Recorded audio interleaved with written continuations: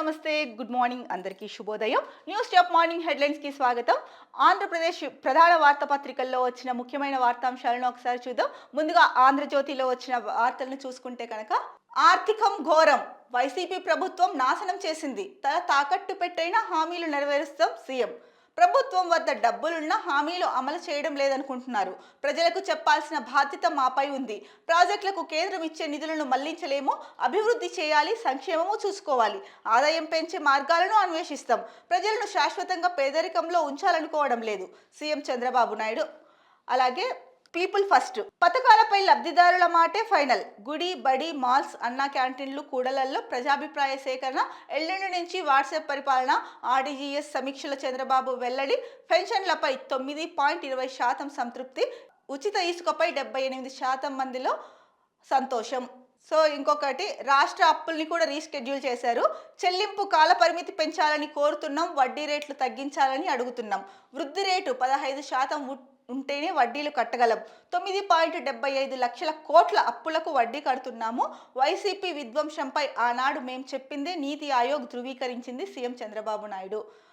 So ముఖ్యంగా ఈయన చెప్పిన చంద్రబాబు నాయుడు నీతి ఆయోగ్ నివేదిక వచ్చిన తర్వాత సమీక్ష సమావేశం ఏర్పాటు చేసి అందులో ఒక ప్రజెంటేషన్ ఇచ్చారు. జగన్ గత వైకాపాలో జగన్ చేసిన అప్పులు ఏదైతే ఉందో దాని గురించి ముఖ్యంగా ప్రస్తావించారు. ప్రభుత్వం వద్ద డబ్బులున్నా ఇవ్వడం లేదని, హామీలు అమలు చేయడం లేదని కొందరు అనుకుంటున్నారని చెప్పేసి ఎవరు చంద్రబాబు నాయుడు చెప్పారు. అలాగే ప్రభుత్వ ఆర్థిక పరిస్థితి ఎంత ఘోరంగా ఉందో, ఎంత లోతులో కూరుకుపోయి ఉన్నామో ప్రజలకు చెప్పాల్సిన మాపై బాధ్యత ఉంది అని కూడా అన్నారు. 5 రూపాయలు ఇచ్చి ప్రజలను శాశ్వతంగా పేదరికంలో ఉంచాలని మేము అనుకోవడం లేదు. గత ప్రభుత్వం వారికి 1 రూపాయి ఇచ్చి 10 రూపాయలు దోచుకుంది. మేము నిజాయితీగా ప్రజలను అభివృద్ధిలోకి తేవాలని అనుకుంటున్నాం. వాస్తవాల చెప్పడానికి భయపడదలుచుకోలేదు ముఖ్యమంత్రి చంద్రబాబు నాయుడు. ఏదైతే కనుక నీతి ఆయోగ్ రిపోర్ట్ వచ్చిందో ఈ రిపోర్ట్ మీద చంద్రబాబు నాయుడు ప్రధానంగా మాట్లాడడం జరిగింది. అధికారులతో, మంత్రులు వీళ్ళందరితో ఒక సమీక్ష సమావేశం ఏర్పాటు చేసి, సో జగన్ గవర్నమెంట్ ఏదైతే ఉందో గతంలో వాళ్ళు రాష్ట్రాన్ని అప్పుల ఊబిలో తోసేసి వెళ్ళిపోయారు అని చెప్పారు. సో ఇప్పుడు ఆ వృద్ధి రేటుని తీసుకురావడానికి, లేదా గతంలో ఆ ప్రభుత్వం చేసిన అప్పులకి వడ్డీ కట్టడానికే చాలా డబ్బులు అవసరం అవుతోంది. ప్రభుత్వం అంటే రాష్ట్ర వృద్ధి రేటు 15% వస్తేనే అప్పులకు వడ్డీ కట్టగలుగుతాము అన్నది ఇక్కడ ఇచ్చారు. అంటే ఇప్పుడు నీతి ఆయోగ్ రిపోర్ట్ ఇచ్చింది, దాంట్లో ఉన్న విషయాలను అయితే చర్చించారు. మేము రూపాయి ఇచ్చి, గత ప్రభుత్వం రూపాయి ఇచ్చి 10 రూపాయలు తీసుకుంది, మేము అలా కాదు, మేము ఉన్నది ఉన్నట్టే చెప్తున్నాము, దానికి భయపడము మేము అని చెప్పేసి చంద్రబాబు నాయుడు చెప్పారు. ఇక్కడ మరో ముఖ్యమైన అంశం చూసుకుంటే కనుక, ప్రభుత్వం వద్ద డబ్బులున్నా కూడా అమలు చేయట్లేదని ప్రజలు అనుకుంటున్నారు, కానీ అది కాదు అన్నది చంద్రబాబు నాయుడు గారి ఉద్దేశం. ఆంధ్రజ్యోతిలో అయితే అలాగే రాశారు. మరి అంతకు ముందు 5 ఏళ్ల పాలనలో, గత వైకాపా పాలనకి ముందు చంద్రబాబు పాలనలో ఇచ్చిన హామీలు ఏమయ్యాయి, ఎన్ని హామీలు ఇచ్చారు, ఎన్ని అమలు చేశారు, ఎంత అప్పు మిగిల్చి వెళ్ళారు, ఆ తర్వాత వచ్చిన ప్రభుత్వం ఏదైతే ఉందో ఆ ప్రభుత్వం వచ్చే నాటికి మీరు ఎన్ని లక్షల కోట్ల అప్పులు మిగిల్చి వెళ్ళారో ఇప్పుడు నీతి ఆయోగ్ రిపోర్ట్ గురించి ప్రస్తావించేటప్పుడు, సో గతంలో మీరు వైకాపాకి అప్పజెప్పి వెళ్ళినప్పుడు రాష్ట్ర ప్రభుత్వాన్ని మీరు ఎన్ని లక్షల కోట్ల అప్పులు వదిలేసి వెళ్ళారో అది కూడా ఇక్కడ ప్రస్తావించాల్సిన అవసరం ఉంది. ఎందుకంటే నిజాలని ప్రజలకి చెప్పడంలో మేము భయపడదలుచుకోలేదు, వాస్తవాలనే ప్రజలకు చెప్తాము అన్నారు. కాబట్టి ఈ నేపథ్యంలో గత వైకాపాలో విధ్వంసకర పాలన జరిగింది అన్నారు, అది ఒక విపత్తు, వెంటిలేటర్ పైన ఉంది, ఇలాంటి వ్యాఖ్యలు చాలానే చేశారు. సో ఏది ఏమైనా అల్టిమేట్ గా కావాల్సింది ఫైనల్ గా ప్రజా సంక్షేమము, అభివృద్ధి, ఈ రెండూ జరగాలి ఆంధ్రప్రదేశ్కి ఇప్పుడున్న సిచ్యువేషన్లో. అది చాలా చాలా ముఖ్యం. మనం అదే చెప్పుకుంటూ ఉన్నాము. నీతి ఆయోగ్ రిపోర్టులో గురించి మీరు మాట్లాడే ముందు, దానికి ముందు మీరు ప్రభుత్వం దిగిపోయే ముందు ఎంతైతే, అంటే 2019లో మీరు ప్రభుత్వం దిగిపోయే ముందు ఎన్ని లక్షల కోట్ల అప్పులు రాష్ట్ర ప్రభుత్వానికి ఇచ్చి వెళ్ళారు, సో ఇప్పుడు రాష్ట్ర ప్రభుత్వం ఎన్ని లక్షల కోట్లు ఇచ్చిందన్నది చెప్పారు. అలాగే అది కూడా చెప్పాలి. ప్లస్ మీరు అప్పుడు చెప్పిన హామీలు ఎంత తీర్చారు, హామీలు ఎంతవరకు ప్రజలకు ఇచ్చారు, దీన్ని కూడా ప్రజలకి, అంటే మీరు ఏ విషయం చెప్పడానికి భయపడదలుచుకోవట్లేదు కాబట్టి ఈ విషయాన్ని కూడా ప్రజలకు చెప్పాలి. నీతి ఆయోగ్లో వచ్చినవి ప్రజలకి చెప్పారు, ప్రజలకి మీరు చెప్పారు, వాళ్ళు అర్థం చేసుకుంటారు, ఇదంతా బాగానే ఉంది. సో చాలా లక్షల కోట్ల అప్పులు చేసి వెళ్ళిపోయారు. సో చెప్పింది ఒకటి, అంటే 10 రూపాయలు తీసుకున్నారు అన్నట్టు జ్యోతిలో అయితే వార్తా కథనం వచ్చింది.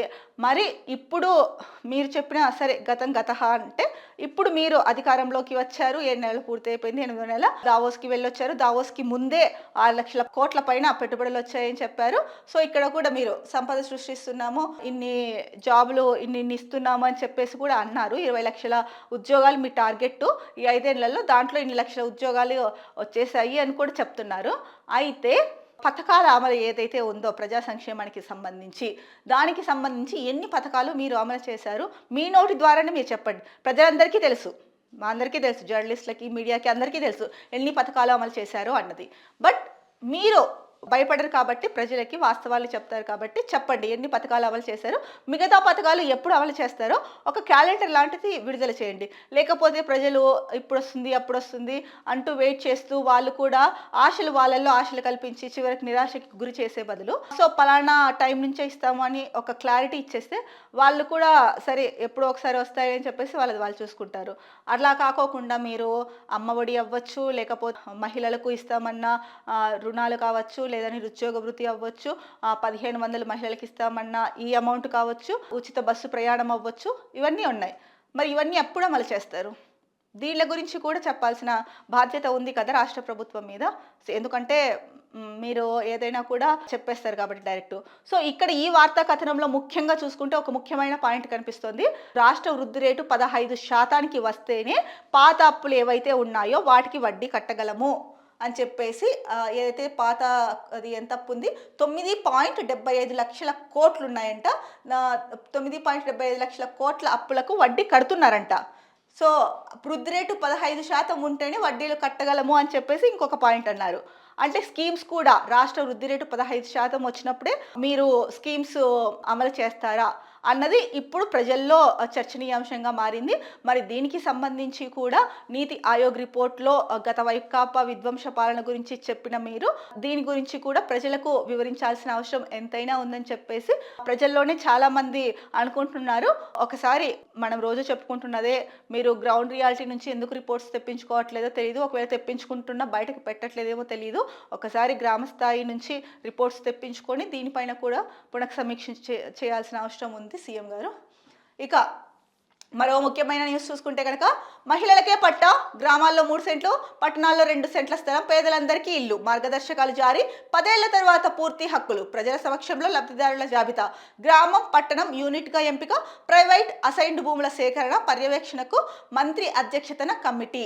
ఓకే, మహిళలంటే ఇళ్ల స్థలాలు ఇస్తామని చెప్పారు కదండి, అది గ్రామాల్లో అయితే కనుక 3 సెంట్లు, పట్టణాల్లో 2 సెంట్లు ఇస్తామని చెప్పేసి చెప్పారు. దీనికి సంబంధించి ఒక మంత్రి అధ్యక్షతన కమిటీ కూడా వేస్తామని చెప్పేసి చెప్పారు. ఇది ఆంధ్రజ్యోతిలో వచ్చిన ప్రధాన అంశాలు. ఇక మరో వార్తాపత్రిక చూసుకుంటే కనుక ఆంధ్రప్రదేశ్కి సంబంధించి ఈనాడులో వచ్చిన ప్రధాన అంశము, వలసల అక్రమంగా దేశంలోకి ప్రవేశించిన వారిపై అమెరికా ఉక్కుపాదం, సైనిక విమానాల్లో తిప్పి పంపుతున్న అగ్రరాజ్యం, ఇరుగు పొరుగు దేశాల ఆక్రోశం, అడ్డుకోవడానికి బ్రెజిల్, మెక్సికో, కొలంబియా ప్రయత్నాలు, ఆంక్షల కొరడాతో దారికి తెచ్చుకుంటున్న ట్రంప్, గురుద్వారాల్లో తనిఖీలపై సిక్కుల మండిపాటు, బయట పార్ట్ టైం ఉద్యోగాలు చేయడానికి జంకుతున్న విద్యార్థులు. ట్రంప్ అధికారంలోకి వచ్చిన తర్వాత తన జోరు పెంచారు. ఏదైతే తను చెప్పారో అక్రమ వలసదారులను దేశం నుంచి పంపించేస్తాము అని చెప్పేసి, అందులో భాగంగా రోజుల వ్యవధిలోనే అక్రమ వలసదారులను ఎప్పుడు అమెరికా చరిత్రలో ఎప్పుడు వినియోగించలేదంట. యుద్ధ విమానాల ద్వారా ఈ అక్రమ వలసదారులను ఆయా దేశాల్లో డిపోర్టేషన్ అంటే ఆయా దేశాల్లో దింపేస్తున్నారు.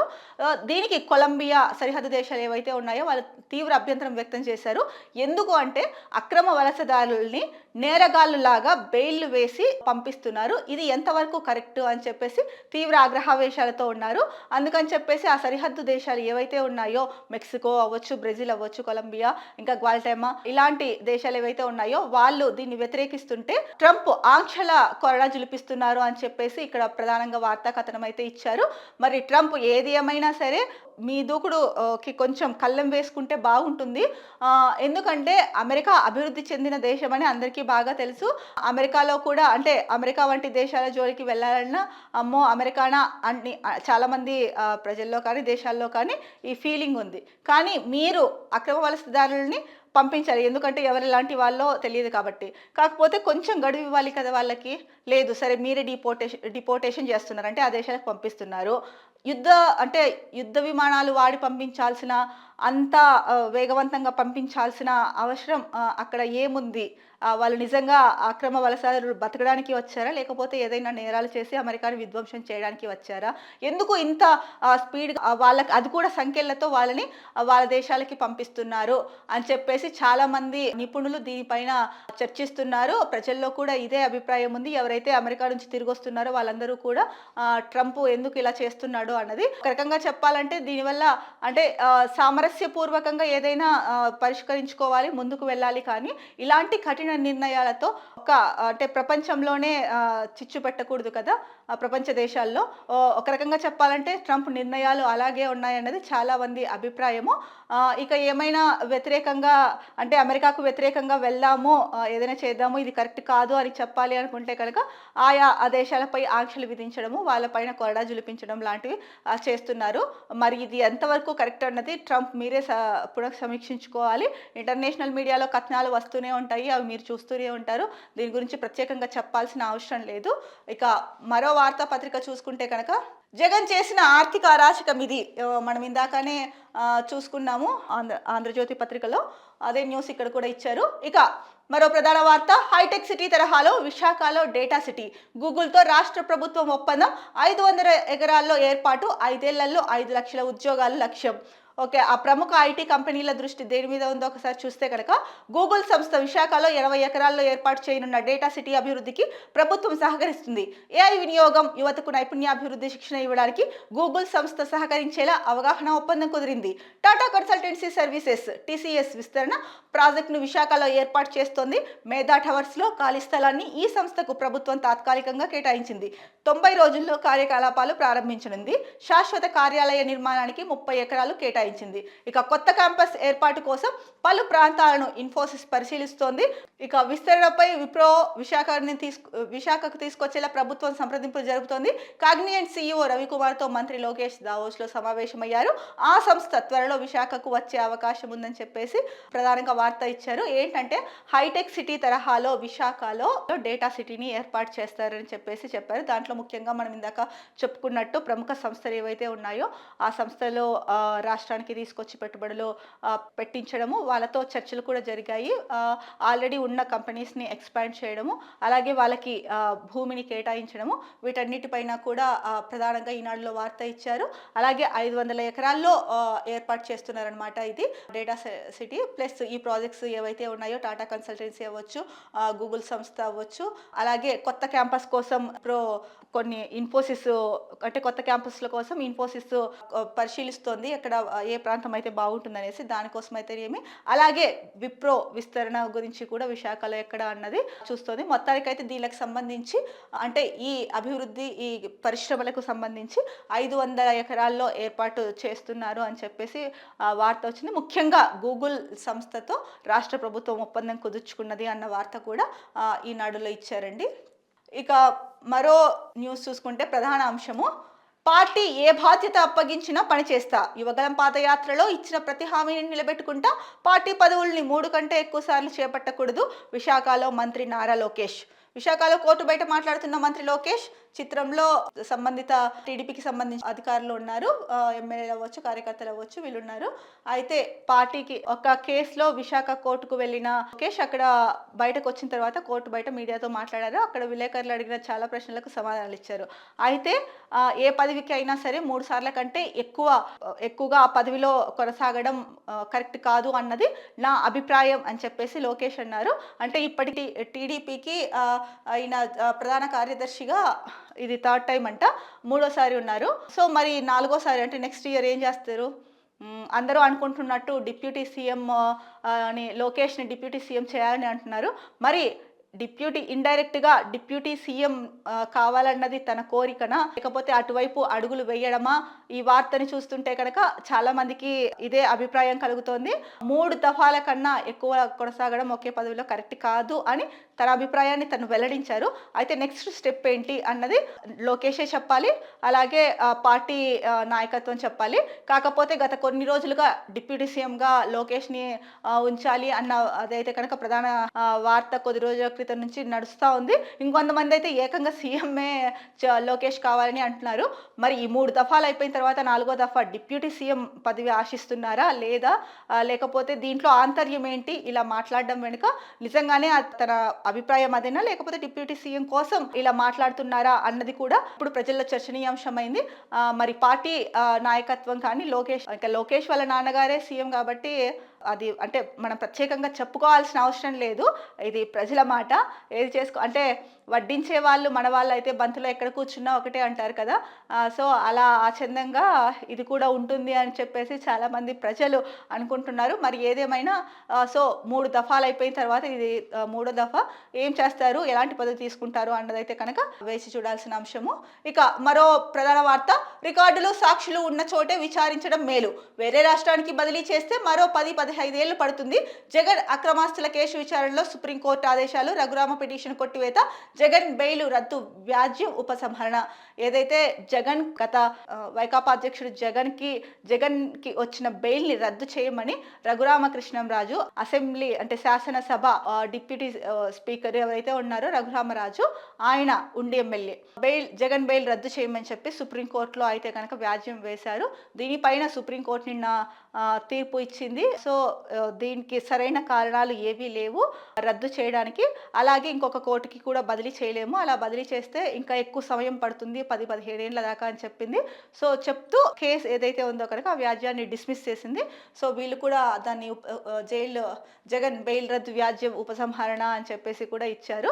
సో మొత్తానికి సుప్రీంకోర్టులో రఘురామరాజుకి చుక్కెదురైంది అని చెప్పేసి ఆ న్యూస్ బాగా వినిపించింది, హల్చల్ చేసింది. దానికి సంబంధించిన వార్తనే ఈనాడులో కూడా ఇచ్చారు. సో సుప్రీంకోర్టు ఒకటే చెప్పింది, సరైన కారణాలు లేవు బెయిల్ రద్దుకి.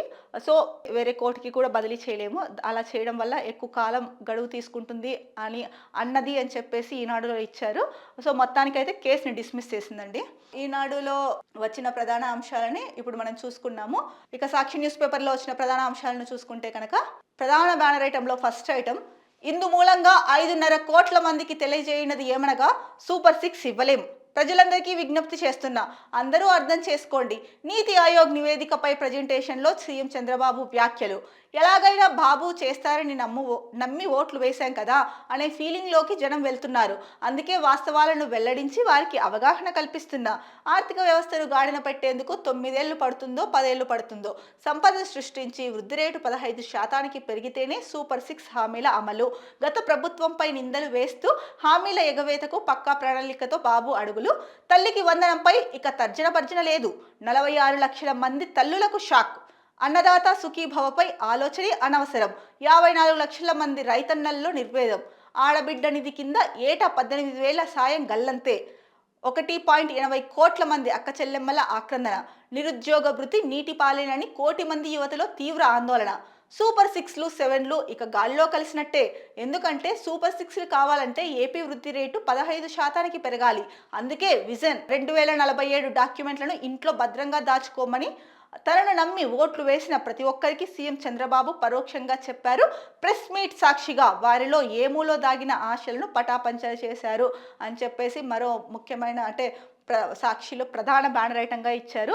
ఏదైతే మనం ఇదివరకు న్యూస్ పేపర్స్లో చూసుకున్నామో నీతి ఆయోగ్ ఇచ్చిన నివేదిక రిపోర్ట్ మీద ప్రజెంటేషన్ చేశారో చంద్రబాబు నాయుడు, గత వైకాపా ప్రభుత్వము రాష్ట్రాన్ని అప్పుల ఊబిలో కూరుకుపోయింది, అప్పుల ఊబిలోకి తోసేసి వెళ్ళిపోయింది అని చెప్పారు. సో ఈ సమయంలో ఏంటంటే రాష్ట్ర వృద్ధి రేటు దాదాపు 9 లక్షల కోట్లకు పైగా వడ్డీలు కడుతున్నాము. సో ఆ వడ్డీలు కట్టాలన్నా కూడా రాష్ట్ర వృద్ధి రేటు 15% రావాలి అని చెప్పేసి సీఎం చెప్పారు. సో అక్కడ అలా అంటే ఈనాడు మిగతా పత్రికల్లో అలా ఇచ్చారు. ఇక సాక్షిలో చూసుకుంటే కనుక సో నీతి ఆయోగ్ ప్రజెంటేషన్లో చంద్రబాబు వ్యాఖ్యల ఆంతర్యం ఏంటో ఇక్కడ ఇచ్చారు. ఏంటంటే సూపర్ 6 అమలు చేయలేం, ఎందుకంటే రాష్ట్ర వృద్ధి రేటు 15% వస్తే కానీ సూపర్ 6 అమలు చేయలేమని పరోక్షంగా చెబుతున్నారు. సో ఇంకా ఆశలు ఎవరు పెట్టుకోకండి, దీని మీద సంక్షేమ పథకాలు వస్తాయి అని చెప్పేసి అన్నది ఈ వార్తలో ఉన్న ప్రధాన కథనం సాక్షిలో ఇచ్చినది. సో ఇండైరెక్ట్గా అంటే ప్రజల్ని ఉద్దేశించి బాబు ఈ నీతి ఆయోగ్ ప్రజెంటేషన్లో ప్రజల్ని ఉద్దేశించి కూడా మాట్లాడినట్టు కథనం వచ్చింది. అంటే నన్ను నమ్మి మీరు ఓట్లేసి అధికారం ఇచ్చారు, కానీ సో నేను పథకాలని అమలు చేయలేను అని చెప్పేసి ఇండైరెక్ట్ గా చెప్తున్నట్టు కథనం అయితే ఉంది. ఇంకొకటి ఏంటంటే జనాలు నన్ను నమ్మి ఓట్లేశారు అన్న ఫీలింగ్ లో ఉన్నారు. కానీ నేనైతే పథకాలు అమలు చేయలేము, రాష్ట్రాభివృద్ధి 15% వచ్చేదాకా, అందుకే విజన్ 2047 అన్నది పెట్టారని చెప్పేసి ప్రధానంగా ఇచ్చారు సాక్షిలో. ఇక సంపద సృష్టి వృద్ధి రేటు 15% ఏదైతే అనుకున్నామో ఆ సంపద సృష్టి వృద్ధి రేటు 15%కి ఎప్పుడు వెళ్తుంది? అది 9 ఏళ్ళు అవ్వచ్చు, 10 ఏళ్ళు అవ్వచ్చు అని కూడా వాళ్ళే చెప్తూ ఉన్నారు. మరి ఇప్పుడు అంటే ఇక్కడ సాక్షిలో చెప్తున్నారు, ఎప్పుడవుతుందో 9 ఏళ్ళు పడుతుందో 10 ఏళ్ళు పడుతుందో, అప్పటికి ఏ ప్రభుత్వం ఉంటుందో ఏ ప్రభుత్వం ఉండదో తెలీదు. మొత్తానికైతే కనుక ఇక్కడ ప్రజల సంక్షేమం గాల్లో పెట్టిన దీపమా చూసుకుంటే కనుక సాక్షి వార్తా కథనం చూసుకుంటే ప్రజలకు చెప్పిన సంక్షేమ పథకాలు ఏవైతే ఉన్నాయో అవి ఎలా ఉన్నది అంటే గాలిలో పెట్టి దీపాన్ని వదిలేస్తే వెలిగితే వెలుగుతుంది, లేదంటే ఆ గాలికి ఆరిపోతే ఆరిపోతుంది అన్న చందంగా ఉంది అన్నది ప్రధానంగా సాక్షిలో ఇచ్చారండి. ఇక వైఎస్ జగన్ పై కేసుల విచారణ, మరో రాష్ట్రానికి బదిలీ అవసరం లేదు, జగన్ బెయిల్ రద్దు చేయాల్సిన అవసరమూ లేదు తేల్చి చెప్పిన సుప్రీంకోర్టు. సిబిఐ కోర్టు విచారణను తెలంగాణ హైకోర్టు పర్యవేక్షిస్తోంది. రోజువారీ విధానంలో విచారణ జరపాలని కూడా ఆదేశాలు ఇచ్చింది. ఇక హైకోర్టు ఉత్తర్వుల్లో జోక్యం చేసుకోవడానికి ఏమీ లేదు. రఘురామ పిటిషన్ను తోసిపుచ్చిన ధర్మాసనం. సో దీనికి సంబంధించి మనం ఇంతకు ముందు న్యూస్ పేపర్లో కూడా చూసుకున్నాము. ఇక ప్రధాన వార్త కనుక చూసుకుంటే ఏదైతే స్కిల్ స్కామ్ ఫైబర్ నెట్ కి సంబంధించింది ఉందో దానికి సంబంధించిన వార్త. అబద్ధపు వాంగ్మూలం చెప్పించి ఆడిట్ నివేదికను తొక్కిపెట్టి ఫైబర్ నెట్ కేసు క్లోజ్ చేసేందుకు ప్రభుత్వ కుట్ర.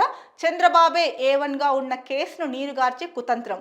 చంద్రబాబు అవినీతిని బయటపెట్టిన IAS అధికారికి వేధింపులు. ఆయన అబద్ధపు వాంగ్మూలం నమోదు చేయించిన CID. ఫైబర్ నెట్ స్కామ్ను బయటపెట్టిన ఆడిట్ నివేదికను తొక్కిపెట్టే కుట్ర. ప్రభుత్వ సంస్థ APTS ద్వారా మరోసారి ఆడిట్కు నిర్ణయం. సో మనకు తెలిసిందే గతంలో అంటే చంద్రబాబు నాయుడు గారి మీద స్కిల్ డెవలప్మెంట్ కార్పొరేషన్లో జరిగిన కుంభకోణంలో చంద్రబాబు నాయుడు మీద కేసు నమోదైంది. అలాగే ఫైబర్ నెట్లో కూడా A1గా ఇప్పుడు ఎవరైతే సీఎం ఉన్నారో చంద్రబాబు, ఆయన పేరే ఉంది. దీనికి సంబంధించి సో అబద్ధపు వాంగ్మూలం చెప్పించి ఆడిట్ నివేదికను తొక్కిపెట్టే ప్రయత్నం చేస్తున్నారని చెప్పేసి ప్రధానంగా సాక్షిలో కథనం ఇచ్చారు. అలాగే ఎవరైతే ఆ ఆడిట్ను అంటే చంద్రబాబు అవినీతిని బయట పెట్టారో ఆ IAS ఆఫీసర్ని వేధింపులకి గురి చేస్తున్నారని కూడా ఇచ్చారు. ఇప్పుడు ఏంటంటే ప్రభుత్వం వీళ్ళ చేతుల్లో ఉంది కాబట్టి, అధికారంలో ఉండేది వీళ్ళే కాబట్టి ఏదైనా చేస్తారు అన్నట్టు ఈ వార్తలో మనకి కనిపిస్తోంది. సో అదే IAS ఆఫీసర్తో అబద్ధపు వాంగ్మూలం చెప్పించి నమోదు చేయించారంట CID వాళ్ళు. మరి ఫైబర్ నెట్ స్కామ్ని బయటపెట్టిన ఆడిట్ నివేదికను కూడా తొక్కిపెట్టే ఆలోచనలో అంటే ఆ కుట్రలో ఉన్నారు అని చెప్పేసి చెప్తున్నారు. దానిపైననే అంటే ప్రభుత్వ సంస్థ APTS ఏదైతే ఉందో దాని ద్వారా మరోసారి నివేదిక ఆడిట్కు నిర్ణయం తీసుకుంది అని చెప్పేసి సాక్షిలో ఇచ్చారు.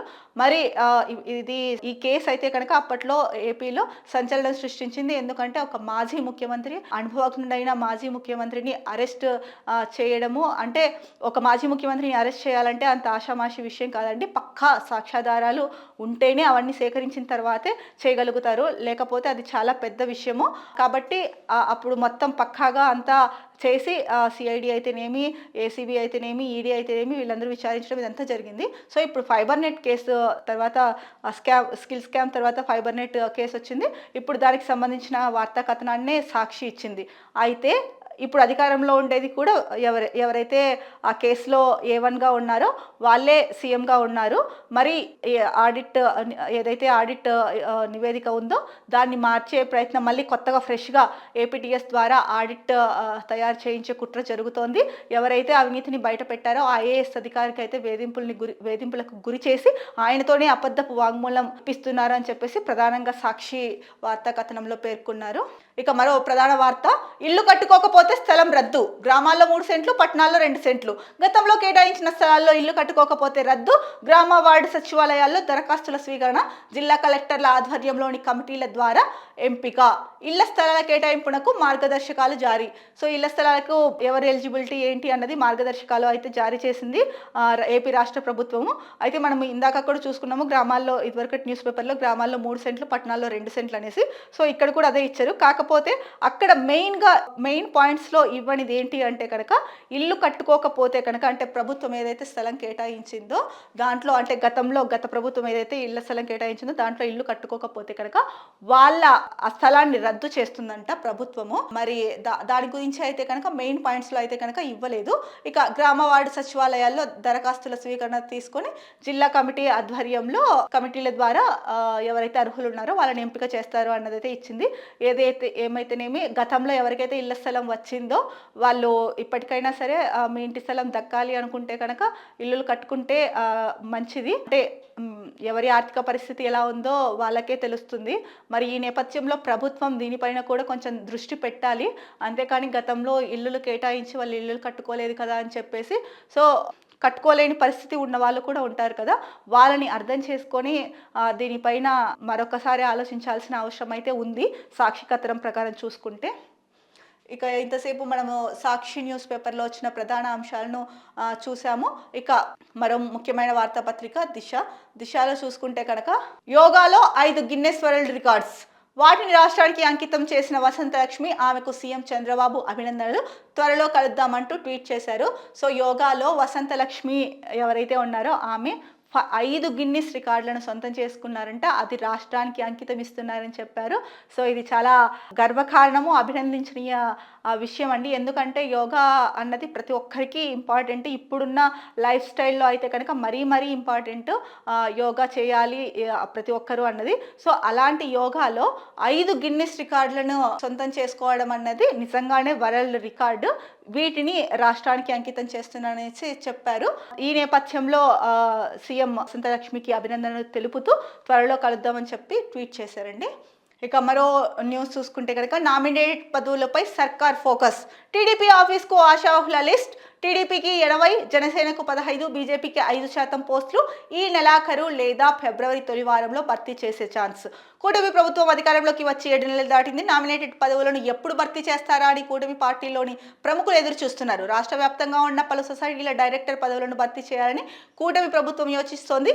ఈ నెలాఖరుకు కానీ ఫిబ్రవరి మొదటి వారంలో కానీ నామినేటెడ్ పోస్టులు ఏవైతే ఉన్నాయో అవి భర్తీ చేసేందుకు ప్రభుత్వం కసరత్తు చేస్తోందంట. ఎందుకంటే నిజంగానే ప్రభుత్వం ఏర్పడే 7 నెలలు అయిపోయింది, 8వ నెల నడుస్తోంది. ఇప్పటికీ కూడా నామినేటెడ్ పోస్టులు అయితే ఏవైతే ఉన్నాయో వాటిని భర్తీ చేయలేదు. చాలా మంది ఆశావాహులు వాటి కోసం అయితే ఎదురు చూస్తున్నారు.